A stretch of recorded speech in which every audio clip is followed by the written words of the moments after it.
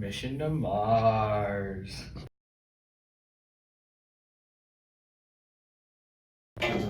There are several things we need to consider when planning a manned mission to Mars. For liftoff, we have to consider the amount of energy required to lift off and reach escape velocity, consider the fuel that we use and if it can output the energy needed, and make sure that the astronauts are safe when lifting off. When actually traveling to Mars, we need to make sure that there is enough supplies and fuel for the astronauts to get there and back. And also, the path we need to take is not linear to go to Mars. It actually needs to be more of an elliptical trajectory to intercept Mars in its orbit. And finally, when landing on Mars, we need to consider how to reduce the velocity so that the ship can reach the ground safely.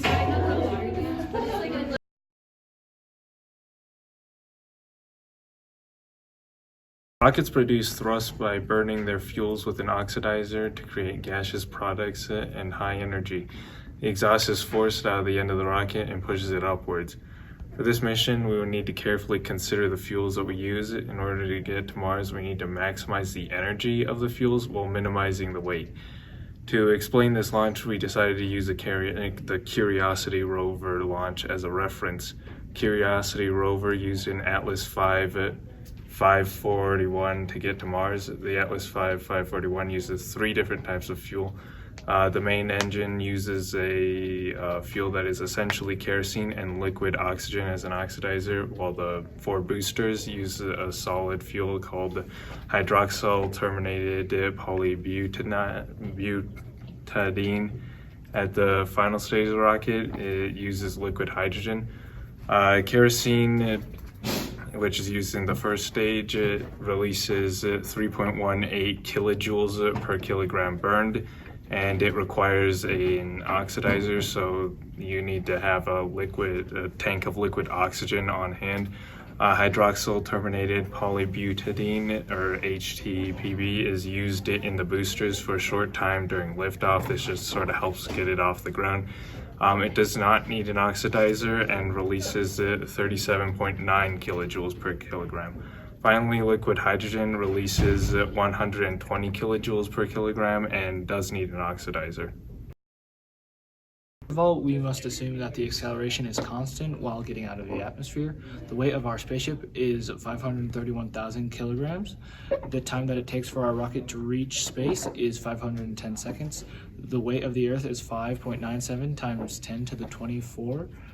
And the radius of the Earth is 6.38 times 10 to the 6. Using the escape velocity formula, we find an escape velocity for the Earth is roughly 11,185 meters per second. Dividing that by the time it takes to get out of orbit, we get an acceleration of 22 meters per second squared. We can use that to find force, using force equals mass times acceleration, to find that the force required to escape Earth is roughly 11.6 million newtons.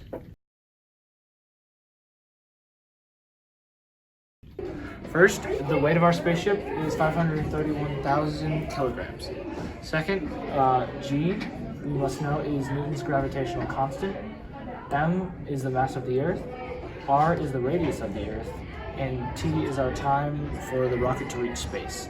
So, plugging these numbers into our escape velocity formula, we get a V of approximately 11,185 meters per second. And using that, and with the time that we know, we can find an acceleration of approximately 22 meters per second squared. Now, with that information, we now have the mass and the acceleration to find the force. And with that, we find a force of 11.6 million newtons.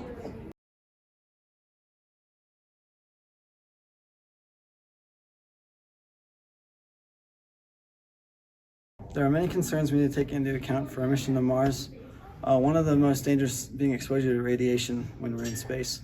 While in space, astronauts receive 10 times the normal amount of radiation because Earth's atmosphere and the magnetic shield aren't there to kind of protect us. And the damage this can do to the human body is quite severe. Exposure to high levels of radiation can damage the body's lymphocytes, which are critical in maintaining the health of the immune system. And the radiation could also penetrate the body's living tissue and damage the bone marrow stem cells that are responsible for creating the blood and immune systems. Harmful radiation can also increase the probability of astronauts having cancer. It was directly linked to being more likely to have leukemia if you're exposed to radiation. And problems with the central nervous system could also arise as well. Altered cognitive function, behavioral changes, and reduced motor function can be a result of extreme radiation exposure. And also, hematopoietic stem cells are also impacted by radiation exposure. And these stem cells are responsible for the production of many different types of blood cells. And they also fight infections and rid the body of malignant cells that could be damaging. However, if these are exposed, they lose the ability to produce nearly every type of blood cell in the human body. All right, so for the duration of the trip, we would need to stay under 9 Gs of force for the human body to be able to survive. So if we do exceed, the heart wouldn't be able to keep up with the blood getting pumped to the brain because the blood would be 9 times heavier than it normally is. And for a 3-year round trip to Mars, we need approximately 10,886 kilograms of food to be able to eat 3 meals a day for every single day for those 3 years. And then another thing we need to consider for our trip to Mars is our hydration needs. And if the average American uses about 132 liters of water a day, we need approximately 770,880 liters of water to survive the 3-year trip.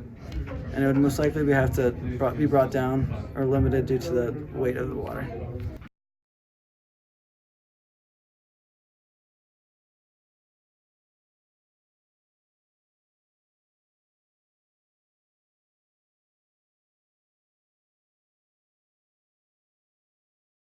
For the landing on Mars, we based the sequence off the rover landing in August 2012. To start the sequence, as the ship is entering Mars's atmosphere at around 125,000 meters, it's traveling at a speed of 21,240 kilometers per hour and a velocity of 5,900 meters per second.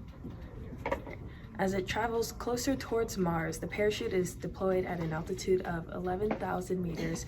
This parachute creates about 29,500 kilograms of drag force, which causes the ship to decelerate at a rate of 346.7 meters per second squared, making the traveling speed around 1,450 kilometers per hour and a velocity of 402 meters per second.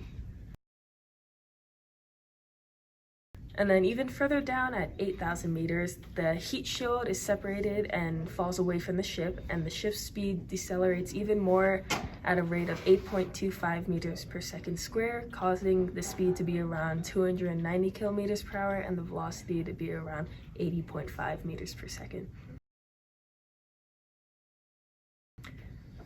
And then finally, the parachute and the back shell is separated, leaving the final piece of the ship, which is called the descendant stage. It uses 8 thrusters to slow down the ship even more at a rate of 2 meters per second squared, and with the final speed of around 2.75 kilometers per hour until it reaches Mars.